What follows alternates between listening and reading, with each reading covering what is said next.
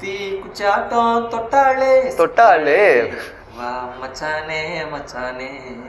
College function அந்த மாதிரிலாம் வந்து அப்படிங்கிறப்ப குரூப்பாக பசங்கள்லாம் உட்காந்துட்டு டசக்கு டசக்கு டசக்கு டசக்கு டசக்கு டசக்கு அப்படி பண்ணுவாங்க. காதல் கனவே தள்ளி போகாதே போகாதே போகாதே. அதுக்கு நான் ஆக்சுவலாக எழுதுனது வந்து காதல் இருப்பி என்னை கடிக்காமல் போகாது. மீட்டருக்கு எழுதுறப்ப மேட்ரு வந்து கொஞ்சம் அடி வாங்க சான்ஸ் இருக்கு. தமிழ் எழுதணும்னு நினைக்கிறோம், அவங்க தமிழ் வேணாம்னு நினைக்கிறாங்க. அதுவே அவங்க கமர்ஷியல் அரசியல் சம்பந்தமாக வரக்கூட அது கூட மிமிஸ்லாம் போட்டிருந்தாங்க. 500 நாள் இந்த டைமில் கிடச்சிருச்சு, சில்லர்லாம் கிடைக்காம வந்துச்சுல்ல அந்த டைமில் டிமானிட்டேஷன் டைமில். அதுதான் சொல்ல வேணாம்னு பார்த்தேன். பாட்டு இந்த பாட்டை வந்து கேளுங்கன்னு சொல்கிறதுக்கு அந்த பாட்டில் ஏதாவது ஒன்று வைக்கணுன்ற அளவில் ஆயிடுச்சு. கேட்க வைக்கிறது தான் டசக்கு டசக்கா அந்த டசக்கு.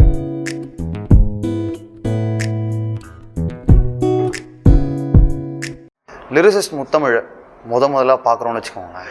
எனக்கு இந்த கேள்வி தான் கேட்கணும்னு தோணுச்சு. பிரபலமாகவே பாட்டு நீங்கள் நிஜமாகவே சித்தார்த்துக்காகவோ இல்லை அந்த படத்தில் வந்து அந்த ஹீரோக்காகவோ எழுதினீங்களா, இல்லை உங்களுக்கு நீங்களே எழுதிட்டீங்களாங்க? செம்ம மாசுங்க அது. ஆமாம், அந்த பாட்டு கேட்குறவங்க எல்லாமே சொல்லுவாங்க என்னன்னா வந்து ஒரு, ஏன்னா அந்த பாட்டோட தீமே அப்படி ஒரு சினிமாவுக்காக சினிமாவில் இருக்கிறவன் அவன் வந்து ஒரு ஹீரோ அப்படின்னு நினச்சி பண்ணால் அது எந்த துறையானா இருக்கலாம். ஒரு பாட்டு எழுதுறவராக இருக்கலாம், இல்லை வந்து ஒரு ஆர்டிஸ்டாக இருக்கலாம், நடிகராக இருக்கலாம், டைரக்டராக இருக்கலாம், எல்லாருக்குமே அது மேட்ச் ஆகும். அந்த மாதிரி வந்து அவன் உள்ள என்ட்ராகி ஜெயிக்கிற ஒரு கலைப்படைப்பாக தான் அது எழுதுனது. அந்த சந்தேகம் ஏன் வருதுன்னா, சங்கத்தமிழிலே சந்தம் பதிக்கிறேன்லாம் வரும். எனக்கு ஞாபகப்படுத்துறீங்க. ஆமாம், அது ஆக்சுவலாக ரைம்காக வந்துச்சு, அந்த மாட்டுச்சு. ஒரு நல்ல வரி தானே எழுதுனது தான். ஸோ அப்படியே வந்துருச்சு. அப்படி தான். Welcome to the show. வணக்கம். நீங்கள் நிறைய பேரோட ஃபஸ்ட் ப்ராஜெக்டில் ஒர்க் பண்ணியிருக்கீங்க. ஃபார் எக்ஸாம்பிள் ரஞ்சிதா இருக்கட்டும், சந்தோஷ் நாராயணா இருக்கட்டும், ஷான் ரோல்டனா இருக்கட்டும். நீங்கள் லிரிசிஸ்ட்டாக ஒரு படத்துக்கு ஒர்க் பண்ணணும் அப்படின்னா ஃபுல் ஸ்கிரிப்ட் கேட்பீங்களாங்க, ஃபுல் கதை கேட்பீங்களா, இல்லை சிச்சுவேஷன்ஸ் மட்டும் போதும் அப்படின்றீங்களா? இல்லை, முதல்ல பாட்டு வாய்ப்பு கொடுத்தா போதும், அந்த லெவலில் தான் இருப்போம். அதுதான் முக்கியம். அதுக்கு வந்து என்னென்ன தடை இருந்தாலும் அதை நம்ம கண்டுக்கூடாது. அதுதான் முக்கியம். முதல்ல அந்த பாட்டு நமக்கு வருமா, கிடைக்குமா, அதுதான் முக்கியம். ஓகே, அப்போ அவங்க என்ன சொல்கிறாங்கங்கிறத கேட்குற அளவில் தான் இப்போ இருக்கிறோம். அதனால் வந்து இப்போ ஒரு மியூசிக் டைரக்டர் அவங்க மூலியமாக போகிறோம்னா, இப்போ சந்தோஷ் சொல்கிறாருன்னா, சந்தோஷ் கொஞ்சம் எனக்கு ரொம்ப நெருக்கமாக பழகினதுனால சந்தோஷ் ப்ராஜெக்ட்ஸ்னால் ஒரு மாதிரி இருக்கும். இப்போ ஷானோடனா அது ஒரு மாதிரி இருக்கும். ஒவ்வொருத்தவங்களுக்கும் ஒரு மாதிரி. ஒரு டேரக்டர் மூலியமாக என்ன பண்ணோன்னா அது ஒரு மாதிரி இருக்கும். இப்போ வந்து எனக்கு இப்போ இறைவி அப்படின்ற ஒரு படத்தில் வந்து எனக்கு வந்து சொல்லப்பட்ட ஒரு வாட்ஸ்அப்பில் தான் அவர் இந்த கார்த்திக் சுப்ராஜ் எனக்கு இது மாதிரி ஒரு பாட்டுங்க, கல்யாணம் நடக்க போகுது, அவர் வந்து கிறிஸ்டியன் வந்து மேரேஜ், அதுக்கு வந்து ஒரு மெல்லிசை பாடகர்கள் பாடுற மாதிரி ஒரு பாட்டு அப்படின்னு சொல்லிட்டு ஒரு வாட்ஸ்அப்பில் அனுப்பிச்சிருந்தார். அவ்வளோதான். இதுக்கு நான் ஒரு பாட்டு பண்ணேன். இவ்வளோதான் நமக்கு கிடைக்கும். இன்னொன்று, இதில் பீட்சா அப்படின்ற ஒரு படத்தில் நான் எழுதுனேன். அந்த கதையே நமக்கு தெரியாது. அவங்க வேணுன்னே கூட நம்ம மறைச்சி வச்சிருக்கலாம்.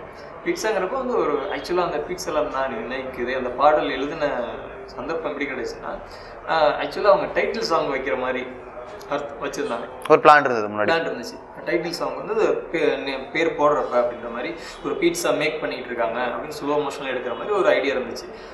பட் என்ன ஆச்சுன்னா, போக போக போக அந்த பாட்டு இந்த படத்தில் இருக்குமா அப்படின்ற அளவில் இருந்துச்சு. சந்தேகம் வந்துருச்சு. அப்படி வந்துருச்சு. ஏன்னா அது அப்போ ப்ரொடக்ஷனில் வந்து அந்த பாட்டு அப்படி அந்த கேமரா இந்த மாதிரி பண்ண முடியாது அப்படின்ற மாதிரிலாம் சரி கொஞ்சம் அது ப்ரொடக்ஷன் லெவலில் அதை பிளான் பண்ணியிருக்கலாம். இப்படிங்கிறப்ப இந்த பாட்டு இருக்குமா அப்படிங்கிறப்ப லாஸ்ட்டில் பார்த்தா அது ஒரு ரிங் டோனில் வந்து அது நான் எழுதுனது நான் வேற, அதாவது ஒரு பீட்சா மேக் பண்ணுறாங்க, ஒரு வாழ்க்கை, மனித வாழ்க்கை, இது ரெண்டையும் கனெக்ட் பண்ணி எழுதியிருப்பேன். பட் அது எங்கே வந்து சேருது, அந்த ரிங் டோனில் வந்து சேருது. நம்ம எழுதுறது ஒரு இடமா இருக்கலாம், சேர்றது ஒரு இடமா இருக்கலாம். அதனால வந்து நம்ம கதையை அவங்களுக்கு சொல்லாமல் கூட போகலாம். அவங்க கதை சொல்லி என்ன பிரோஜனம் அப்படின்னு இருக்குது நிறையாவே. அதனால வந்து எனக்கு பாட்டு கிடைச்சா போதும் அப்படின்ற அளவில் தான் நம்ம இருக்கோம். அந்த பாட்டுக்கு அவங்க என்ன சொல்கிறாங்க, ஆனால் நான் வந்து அவங்க சொன்னால் கேட்குறதுக்கு ரெடி. ஃபுல்லாகவே கதை ஃபுல்லாகவே சொல்கிறவங்க இருக்காங்க. இப்போ முண்டாசுப்பட்டி அப்படிங்கிறது வந்து எனக்கு ஸ்கிரிப்டே கொடுத்தாரு, பான் ஸ்கிரிப்டே கொடுத்தாரு. ஏன்னா அவருக்கு முன்னாடியே தான் நான் பழக்கம். நீங்கள் பாட்டு இந்த இடத்துல எங்கெங்கெல்லாம் வச்சுருக்கேன், இல்லை நீங்கள் நம்ம எங்கெங்கே வைக்கலாம் சொல்லுங்கள் அப்படின்ற அளவுக்கு எனக்கு முண்டாசுப்பட்டி சொல்லியிருந்தேன். ஏன்னா 5 பாட்டு அதில் எழுதியிருந்தேன், ஃபுல் பாடல்கள் எழுதியிருந்தேன். அப்படிங்கிறதுனால அது வேறு மாதிரி, ஒவ்வொரு இடத்துலையும் ஒரு மாதிரி ஒர்க் பண்ணுற மாதிரி இருக்கும். முண்டாசுப்பட்டியில் நீங்கள் எழுதின ராசா மகராசா பாட்டு தான் மோஸ்ட் காம்ப்ளிகேட்டட் சுச்சுவேஷனா?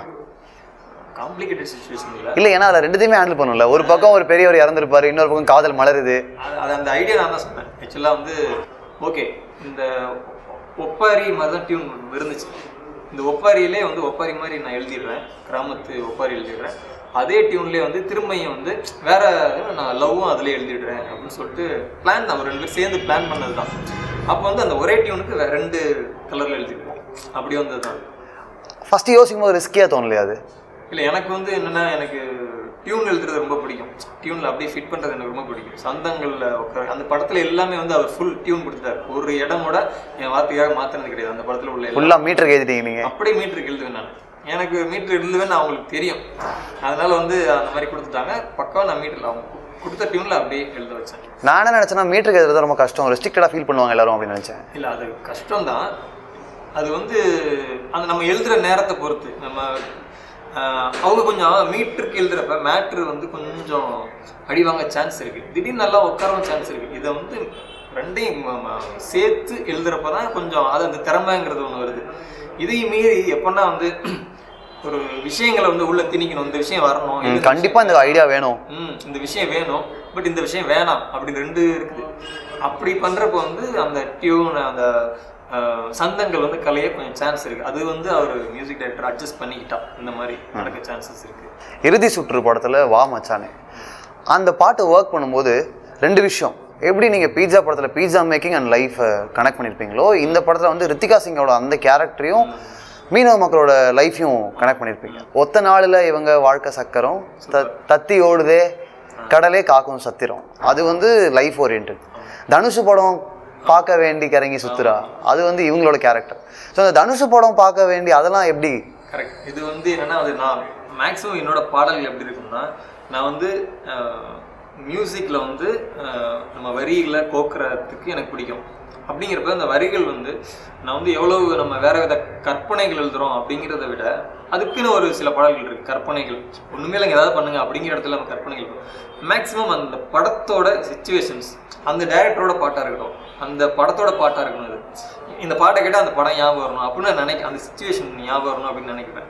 அதனால வந்து அவங்க சொன்னாங்க ஒரு மீனவ பொண்ணு, அவங்க அதனால அப்படியே அது எல்லாமே வரும். ஒரு மீனவ பொண்ணு ரொம்ப கஷ்டப்படுற ஃபேமிலி, அவங்களுக்கு பிரியாணி சாப்பிட்றதுலாம் பிடிக்கும். ஒரு 500 ரூபாய் கொடுக்குறான், 500 ரூபா அதை வந்து வாங்கிட்டு பிரியாணி சாப்பிட்ணும்னு நினைக்கிறாங்க. அதனால அப்படியே 500 தாள் அவங்க அப்படி அதுக்கு தான் 500 தாள். அவங்க 500 ரூபாய் தான் சொன்னாங்க. நான் அது அந்த அப்படின்னு ஒரு தாளத்தில் 500 வந்து 100 பிரிச்சிட்டீங்க, சில்லறை மாத்திட்டீங்க. ஆமாம், அது ஒரு இந்த அரசியல் சம்பந்தமாக வரப்போ கூட அது கூட மிமிஸ்லாம் போட்டிருந்தாங்க. 500 தாள் இந்த டைமில் கிடச்சாச்சு, சில்லறெல்லாம் கிடைக்காம வந்துச்சுல்ல அந்த டைமில், டிமானிட்டைசேஷன் டைமில். அதுதான் சொல்ல வேணான்னு பார்த்தேன். அது என்ன அந்த டைமில் வந்து ஒரு மிமிஸாக போட்டிருந்தாங்க. பரவாயில்லையே அப்படின்ற மாதிரி இருந்துச்சு. அது வந்து அதான் 500 தாளை பார்த்து இவ ஆட்டம் போடுறா, இவ ஆஞ்ச மீனா குழம்புக்குள்ள தாளம் போடுறா அப்படிங்கிறப்ப அவ மீன்காரவங்க அப்படின்றது லைட்டாக வச்சுருந்தேன். செஞ்சு வச்ச ஆசையெல்லாம் தீர்க்க பார்க்குறா, இவ ரொம்ப ஆசை இருக்கு அப்படின்ற மாதிரி, இவரோட ஆசை நிறைவேற்றிக்குவார். இவ நெஞ்சுக்குள்ள ராணியாட்டம் உச்சி நோக்கிற, இவ தான் ஆள் வேற யாரும் இல்லைன்ற மாதிரி இந்த வானம் பத்தமாக நடக்கிறாள். அந்த மாதிரி கிடைச்சா இடத்த பிடிப்பா, அடுத்து எதுவும் நடக்கும் தடுக்காது, அவ்வளோதான். அடுத்து என்னாலும் நடக்கலாம். அது ஒரு மாதிரி தனுஷ் ஃபேன்ன்றதே அவங்க சொல்லிட்டாங்க. அதனால நான் அங்கே வச்சேன்.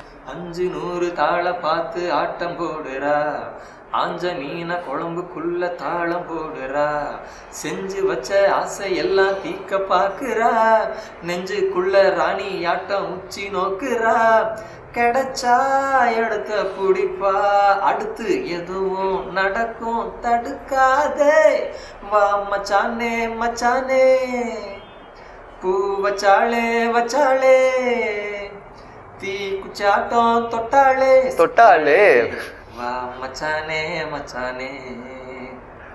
கொஞ்சம் அப்படி இப்படி தான் இருக்கும். ஏன்னா அது இல்லை லிரிசிஸ்ட்கிட்டே தான் நாங்கள் எவ்வளோ எதிர்பார்க்குறது ஒன்றும் பிரச்சனை இல்லை.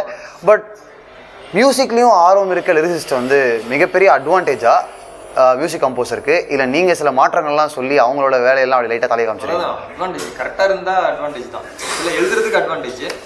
மியூசிஷியனுக்கு வந்து அவங்களுக்கு தெரியாமல் ஏதாவது வேலை பண்ணோம்னா அவங்களுக்கு டிஸ்அட்வான்டேஜ். அப்படிங்களா? அவங்களுக்கு தெரியாமல் என்ன மாதிரி வேலைகள்? இல்லை நம்ம பண்ண மாட்டோம் அப்படின்னு நினைப்பாங்க. ஏன்னா இப்போ வந்து ஃபீல்டில் வந்து இப்போ ஒரு கேமராமேன் இருக்காங்கன்னா, அவங்கள அசிஸ்டண்ட்டாக ஒர்க் பண்ணுறாங்கன்னா, அவங்க வந்து இன்னொரு கேமராமேன் அப்படின்னு வர்றப்போ வந்து அந்த கேமரா அவனுக்கு எவ்வளோ பிடிக்கும் அப்படிங்கிறது தெரியாது. அதே மாதிரி ஒரு டேரக்டர், அவங்கள அசிஸ்டன்ட் டேரக்டர் இருக்காங்க, அவங்களோட அசிஸ்டன்ட் டேரக்டர் நிறைய பேர் வளர்த்து விடுவாங்க. என் நண்பர்கள் நிறைய பேர் அந்த மாதிரி இருக்காங்க. சொல்கிறேன், அந்த மாதிரி இருக்க சான்ஸ் இருக்குது. இப்போ வந்து நானே இருக்குன்னு வச்சுக்கலாம், மியூசிக் பண்ணுறப்ப நான் என்னோட தாட்ஸ் ஏதாவது ரொம்ப அவங்களுக்கு டிஸ்டர்ப் பண்ணுற மாதிரி நான் பிரயோகப்படுத்தினேன்னா அவங்களுக்கு டிஸ்டர்ப் ஆகலாம். இல்லை அவங்க ஃப்ரீயாக ஒர்க் பண்ணுற போகிறப்ப இவனுக்கு எதோ தெரியும் அப்படிங்கிறது நினச்சி அவங்களால ஃப்ரீயாக ஒர்க் பண்ண முடியாமல் கூட இருக்கலாம். அதனால வந்து நான் சொல்லிக்கிறது இல்லை, முதல்ல யாருக்கும் முதல்ல சொல்கிறது கிடையாது. அது அவங்கவுங்க பழக்கங்களை பொறுத்து.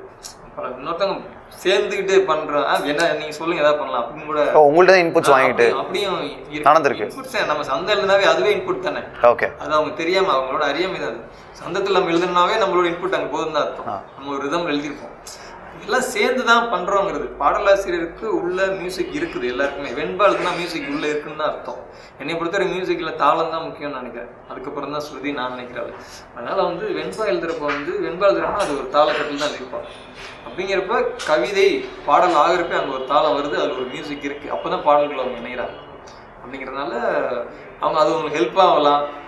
ஹெல்ப்பாக அதை ரெண்டு சேர்ந்து பண்ணுறதுல இருக்குது. ஓகே, வெண்பா பற்றி பேசுகிறீங்க, மரபு கவிதைகள் பற்றிலாம் நிறைய இன்ட்ரெஸ்ட் இருக்கும் அப்படின்ற எண்ணம் எனக்கு இருக்குது. பட் டக்குன்னு சினிமாவில் டசுக்குன்னு எழுத வேண்டியது வருது. டசுக்கு ஆக்சுவலாக டியூனில் ஆல்ரெடி அது மியூசிக் டைரக்டர் நாங்கள் பேசி வச்சுக்கிட்டது தான். இப்போ நான் அது உருவாக்கணும் அவர் உருவாக்கணும் அந்த மாதிரி இல்லை. டசக்குன்னு இருந்துச்சு, சரி இது நம்ம வைக்கலாமே, இதே நான் வைக்கிறேன், டசக்கு வச்சுக்கலாம் அப்படின்னு நான் சொல்லி டசக்கு ஃபுல்லாகவே இருந்துச்சு. அந்த மாதிரி நான் டசக்கு இப்போ முத்துக்குமார் சார் எழுதுற பல்லேலக்கான் இருந்துச்சு, நான் கட் பண்ணிக்கிட்டேன். அந்த மாதிரி பல்லேலக்கா அந்த மாதிரி டசக்கு சரி இந்த இடத்துல வைக்கலாம் அப்படின்ற ஒரு இதுதான். வேதா அப்படின்ற ஒரு கேரக்டர் வாழ்கிற இடம், இந்த ஸ்லம், அவங்களுக்குள்ள இருக்கிற பாண்டிங், அவங்களோட ஜாலி, இதெல்லாம் கனெக்ட் பண்ணி எழுதணும் அப்படின்னு சொன்னாங்க. கொஞ்சம் ரிதம் கொஞ்சம் சந்தங்கள் மட்டும் அதில் சிக்கலான சந்தம் தகத்தேன் அப்படி வச்சுருந்தார். அதில் எழுதணும். எனக்கு அது மாதிரி எழுதுனா கொஞ்சம் அல்வா மாதிரி வச்சுங்களேன். நான் எழுதுவேன். அதில் எனக்கு கொஞ்சம் ஃப்ரீயாக விட்டாங்கன்னா என்னால் கண்டிப்பாக எழுத முடியும் எந்த ஒரு சந்தத்துக்கும். அப்படி எழுதுனது அந்த பாட்டு. டசக்குங்கிறது ஒரு சவுண்டு. ஆக்சுவலாக இந்த இப்போ காலேஜ் ஃபங்க்ஷன் அந்த மாதிரிலாம் அப்படிங்கிறப்ப குரூப்பாக பசங்கள்லாம் உட்காந்துட்டு டசக்கு டசக்கு டசக்கு ஜிம் டசக்கு டசக்கு டசக்கு ஜிம் அப்படி பண்ணுவாங்க. அப்படி நிறைய பண்ணியிருப்பீங்க காலேஜில் எல்லாம். அதில் வரும். இது டக்குன்னு ரீச் ஆகலாம் அப்படின்ற ஒரு எண்ணத்தில். கொஞ்சம் கமர்ஷியல் ஆங்கிளில் யோசிக்க முடியுதுங்களா? கமர்ஷியல் டேரக்டர்ஸ்க்காக நீங்கள் சொன்னீங்க இல்லையா, திடீர்னு எதுவுமே சொல்லாமல் இப்படி ஒரு பாட்டு வேணும், ஒரே மாதிரி சுச்சுவேஷன் வேறு மாதிரி பாடல் எழுது எவ்வளோ கஷ்டமாக இருக்குது. ஆக்சுவலாக அவங்க தான் கமர்ஷியலாக இருக்காங்க, நம்ம தான் கமர்ஷியல் கொஞ்சம் கம்மியாக இருக்குது. ஏன்னா தமிழ் எழுதணும்னு நினைக்கிறோம், அவங்க தமிழ் வேணாம்னு நினைக்கிறாங்க. அதுவே அவங்க கமர்ஷியல் தான் நினைக்கிறாங்களாங்க. ஆமாம். ஆக்சுவலாக நான் இது வரைக்கும் எழுதின பாடல்கள் நீங்கள் தேடி பிடிச்சிங்கன்னா 99.9 தமிழ் இருக்கும். அது அந்த 0.1 ஏதாவது மிஸ் ஆக சான்ஸ் இருக்குது. எது வேறு வழி இல்லாமல் அந்த மாதிரி அந்த சிச்சுவேஷன் இந்த மாதிரி டசக்கு இந்த மாதிரி இருக்கலாம், சவுண்டாக இருக்கலாம், அந்த மாதிரி இருக்கலாம். நான் இழுத்து பிடிச்சி எனக்கு அது எழுத போகாமல் இழுத்து எந்த ஒரு ஜாலியான பாட்டாலும் சரி, கிளப் பாட்டாக இருந்தாலும் சரி, அதுலேயும் தமிழ் வச்சு எழுதுகிற மாதிரி நான் போயிட்டுருக்கேன். முடிஞ்ச வரைக்கும் அந்த மாதிரி தான் எழுதுகிறேன். அவங்க இப்போ ஆக்சுவலாக கமர்ஷியலுங்கிறது எப்படின்னா, ஒரு பாடல் இப்போ நம்ம கொடுக்குறப்ப மேக்ஸிமம் நம்மள்ட்ட என்ன சொல்கிறாங்கன்னா, பல்லைகள் முதல் லைன் மட்டும் பிடிங்க சார், அவ்வளோதான். கேட்சியான ஒரு வேர்டு இருக்குது. கேட்சியாக பல்லையில் ஒரு லைன் பிடிங்க, அவ்வளோதான். பாட்டு எழுதுணுமா கேட்சியாக லைன் பிடிக்கணுமா? இப்போ அப்படி உங்களுக்கு இது அவங்களோட இணைஞ்சது போயிட்டு இருக்கோம். நானாக தான் பண்ணிக்கிட்டு இருக்கேன், பண்ணணும் பல்லையில். பட் இதுதான் போயிட்டு இருக்கு, இப்படிதான் போயிட்டு இருக்கு. பாட்டை கேட்கறதுக்கு டைம் இல்லை. இந்த பாட்டை கேளுங்கன்னு சொல்றதுக்கு அந்த பாட்டில் ஏதாவது ஒன்று வைக்கணுன்ற அளவில் ஆயிடுச்சு. இந்த பாட்டு என்னன்னு கேட்குற அளவுக்கு இல்லை. கேட்க வைக்கிறதுக்கு தான் டசக்கா அந்த டசக்கு, அதுதான் அந்த டசக்கு வேணும். இப்போ கண்டிப்பாக வேணுங்கன்னு பரவாயில்ல, அது இருக்கட்டும், அப்போ தான் கொஞ்சம் தெரியும் அப்படின்னு வைக்கிறோம்னாவே அதுதான் கமர்ஷியல் வருது. அது அவங்க எதிர்பார்க்குறாங்க. அதனால நம்ம அது எழுத வேண்டியதாக இருக்குது. சில டைமில் நம்ம கமர்ஷியல் நம்ம நினைக்கிறது ஒரு ஆர்டிஸ்டிக்காக அப்படி ஃபீல் பண்ணுறப்ப இது அழகாக இருக்கும், இந்த இடத்துல இது அழகாக இருக்கும் அப்படின்னு நம்ம நினைப்போம்.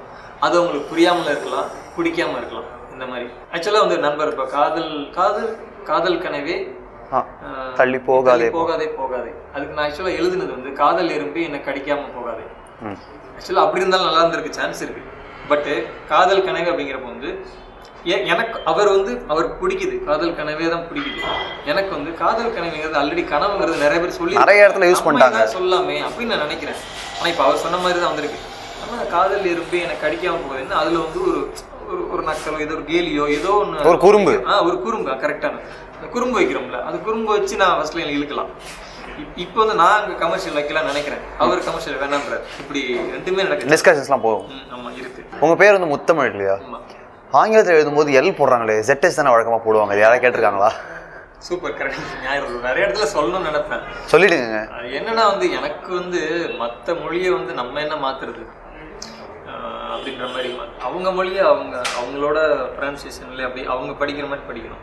இப்போ நம்ம தமிழ் தெரியாதவங்க இன்னொருத்தவங்க பழமுதிர்ச்சோலைன்னு நம்ம எழுதுறோம், அவங்க பசமுதிர்ச்சோலைன்னு படிக்கிறவங்க நிறைய பேர் இருக்காங்க. ஆமாம், ழாங்கிறது நம்ம தமிழ்காரங்களுக்கு மட்டும்தான் தெரியும் ZH அப்படிங்கிறது. அதனால வந்து ஆக்சுவலாக நான் 10th படிக்கிறப்ப வந்து இந்த இது வந்துச்சு MIL ZH போடுறீங்களா, அப்போ தான் மாற்றிக்க சொல்லுவாங்களே, சர்டிஃபிகேட் மாற்றுறது தான் இருக்குன்னு சொல்லுவாங்க. நான் நினச்சேன் இல்லை, அப்போ எனக்கு தோணுச்சு ஏதோ IL இருக்கட்டும் அப்படின்னு சொல்லிட்டு. IL தான் முன்னாடி இருந்துச்சு, IL இருக்கட்டும், மாற்றிக்க வேண்டாம், வேணாம் இப்படியே இருக்கட்டும். ஏன்னா படிக்கிறவங்க MIL முத்தமிழ், அவங்க முத்தமிழ் படிக்கிட்டான். ஏன்னா அந்த டைமில் அந்த கம்ப்யூட்டர் ஊடுருவிய காலமா, அப்போ வந்து முத்தம் யூஸ் அப்படிங்கும், அது இப்படி சொல்லும், அப்படிலாம் சொல்லும். எல்ஸ் பண்ணாலும் முத்தமிழ் அப்படிங்கும். இன்னொன்று நம்ம ஆல்ரெடி வந்து தமிழ்நாடு அப்படிங்கிறது TAMIL தான் இருக்குது. அப்போ TAMIZH அவங்க வைக்கல. எனக்கு வந்து அவங்க வந்து படிக்கிறவங்க, நம்ம தமிழ் தெரிஞ்சவங்க படிச்சுக்கோங்க, தமிழ் தெரிஞ்சவங்க MILனு போட்டாலும் எழுன்னு படிக்கட்டும், அவங்களுக்கு தெரியும் படிக்கணும். அதையும் அவங்க முத்தமிழ்னு படிக்கணும், அவங்களுக்கு தெரியும். தமிழ் தெரியாதவங்க முத்தமிழ்னு படிக்கட்டும், அவங்க முத்தமிழ்னு படிக்க வேணாம் அப்படிங்கிறதுக்காக நான் IL. இதை உங்கள்கிட்ட வந்து யாராவது குறையா சொல்லியிருக்காங்களா, என்னப்பா கவிதைன்ற கவிஞன்ற சொல்லியிருக்காங்க, தமிழ்னு பேர் வச்சிருக்கேன் தானே கரெக்டு. ZH கரெக்டுங்கிறது வந்து நீங்கள் சொல்கிறீங்க, பட் ZH அப்படிங்கிறது வந்து எழுங்கிறதுக்கு வந்து அவங்க எதுவும் ஃபிக்ஸ் பண்ணல, நம்மளா ஒரு ஒன்று வச்சுக்கிட்டோம். இங்கிலீஷ்காரங்க அவங்க வந்து படிக்கிறதுனா முத்தமிழ் அப்படி தமிழ் படித்தா போதும். அவங்க இது எதுக்கு இங்கிலீஷ்ங்கிறது வந்து தமிழ் தெரியாதவங்க படிக்கிறதுக்காக தானே, அவங்க சரியாக ப்ரொனவுன்ஸ் பண்ண தெரியாதுங்கிறதுக்காக. பட் நான் வந்து எனக்கு இப்போ நாலேஜ் இல்லாமல் அவங்க ZH போட்டுருவாங்க. அப்புறம் நான் சொல்லுவேன் கொஞ்சம் IL மாற்றுங்க அப்படிங்கிற நிறைய இடத்துல சொல்லுவேன், ஒவ்வொரு படத்துலையும் சொல்லுவேன். ஓகே, உங்களுக்கு நீங்கள் எழுதின பாடல்கள்லேயே நீங்கள் சந்தத்துக்கு நல்லா எழுதுவேன்னு சொல்கிறீங்க இல்லையா, ரொம்ப காம்ப்ளிகேட்டடாக நீங்களே ரொம்ப கஷ்டப்பட்ட பாட்டுனா எதுங்க? கஷ்டம்னா நான் இல்லை, ஓரளவுக்கான இது கொஞ்சம் நல்லா இருக்கும். இந்த தட்டுக்கட்டு மனசு தானாக வெடிக்க, முத்தவையில் கூட குளிராக அடிக்க, உச்சந்தல ஏறி உசுரோட உருக்க, பச்சை இதயத்தை பத்த வச்சு எரிக்க, கல்லுக்குள்ள அனல பூ போல தெரிச்சா, உள்ளுக்குள்ள நுழைஞ்சு சேர்ந்தேதான் துடிச்சா, கட்டுக்கட்ட ஆசை நூறாக விதைச்சா, கத்தி மோன கண்ணை வச்சு கண்டபடி கிழிச்சா, ரெண்ட உருட்டி கட்டி புட்டா சிறுகி, கண்ணு ரெண்ட உருட்டி கட்டி புட்டா உருட்டி, காதல் ஒண்ணு விழுந்துச்சு. அந்த ஃபர்ஸ்ட் செக்ஷன் இருக்குல்ல, அவர் பாடி இந்த சான்றோட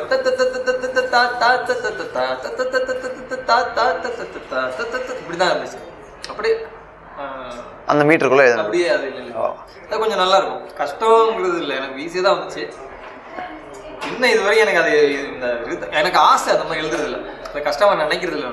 எனக்கு அந்த மாதிரி சந்தம் ஒரு மாதிரி கட்டக்கு புட்டக்கு வந்து அதில். இப்போ இந்த டசக்கு பாட்டில் கூட நான் எழுதியிருந்தேன் இந்த மாதிரி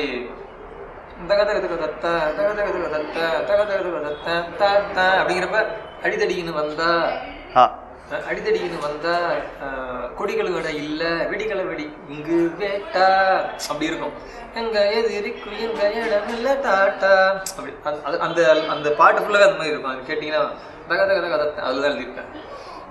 அது வந்து அதை கேட்டுட்டு பாடலாசிரியர் மோகன்ராஜன் வந்து எனக்கு அந்த ஃபேஸ்புக்கில் கமெண்ட் பண்ணியிருந்தாரு, இந்த மாதிரி ஒரு கடினமான சந்தத்தில் நீங்கள் ரொம்ப அழகாக எழுதிருக்கீங்க அப்படின்னாரு. அப்பா ஒரு பாடலாசிரியர் பாராட்டிருக்காரு பண்ணிட்டு பெருமையாக இருந்துச்சு. எப்படி கம்பேர் பண்ணாலும் திடீர்னு ஒரு நங்கை நிலாவின் தங்கைன்னு வந்துட்டு அவர் ஜெயிச்சுட்டு போயிடுறாரு வாலி.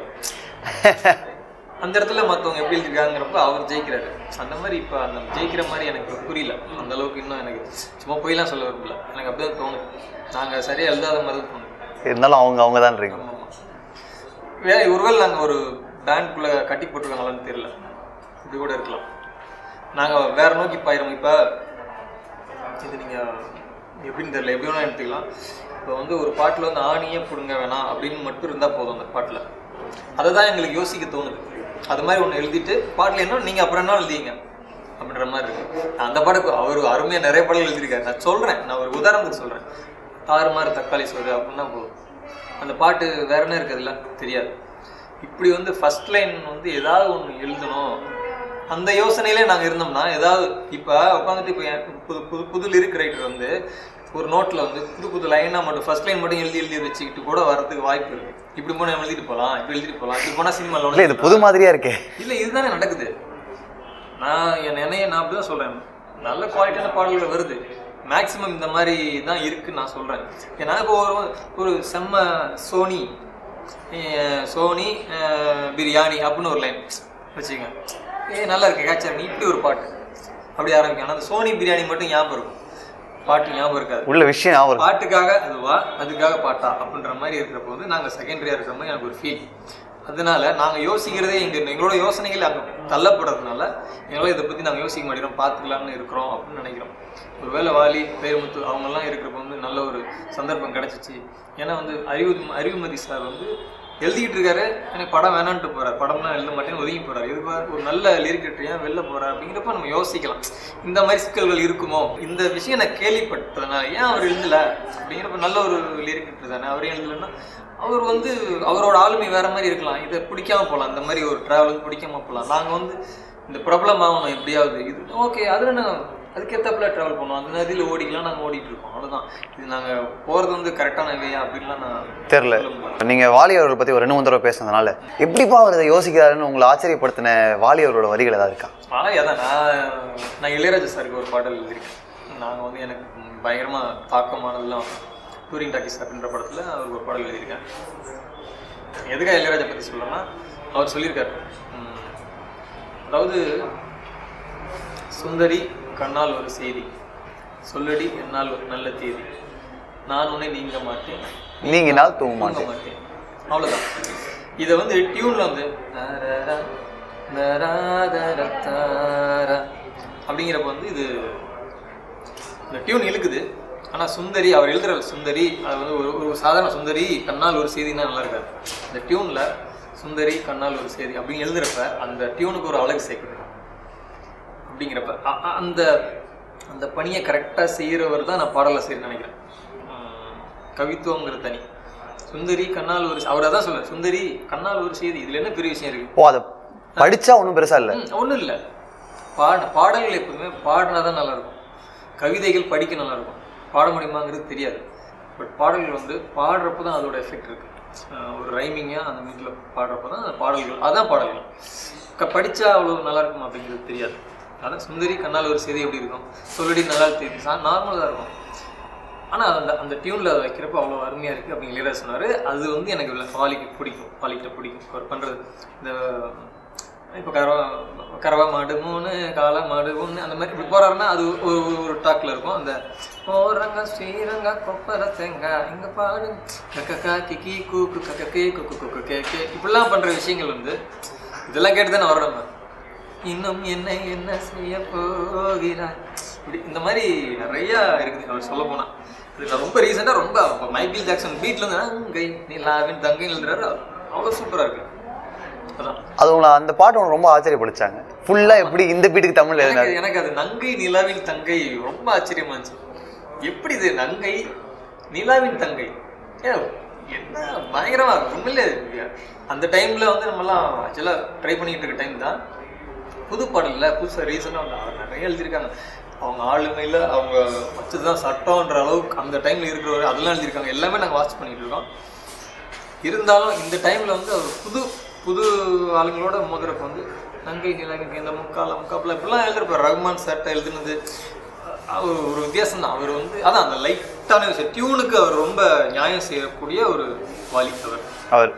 இதே மாதிரி பல இனிமையான தருணங்களோட இப்போ தான் நீங்கள் வந்து வந்திருக்கு.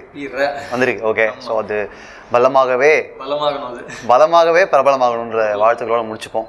தேங்க்யூ, ரொம்ப நன்றி. எனக்கு இன்டர்வியூ இது வரைக்கும் எடுத்திருக்காங்க, பட் இவ்வளோ டீட்டெயில்ஸ் அதுவும் வந்து டீட்டெயில்ஸ் எடுப்பாங்க. பட் நான் நினைக்கிற விஷயங்கள் நிறையா சொன்னீங்க.